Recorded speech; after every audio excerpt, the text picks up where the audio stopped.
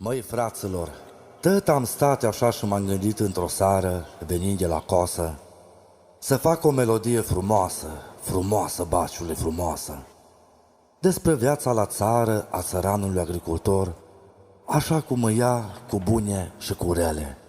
No, haideți să vedeți și o ieșit. Noi muncim, noi muncim.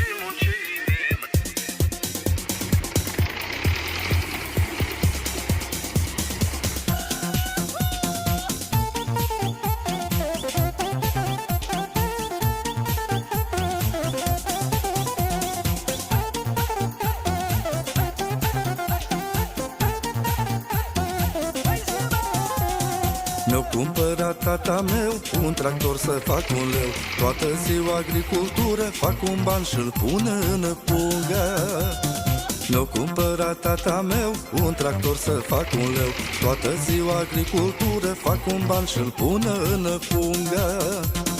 Noi muncim, n-avem vreme să gândim, muncim în natură, în agricultură. Noi muncim, n-avem vreme să gândim, muncim în natură, în agricultură.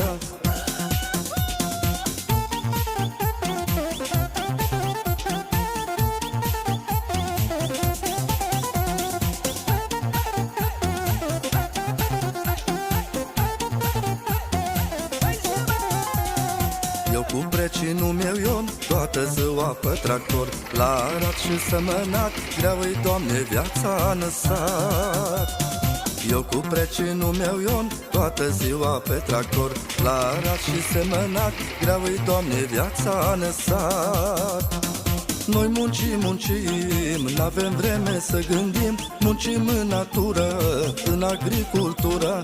Noi muncim, n-avem vreme să gândim, muncim în natură, în agricultură.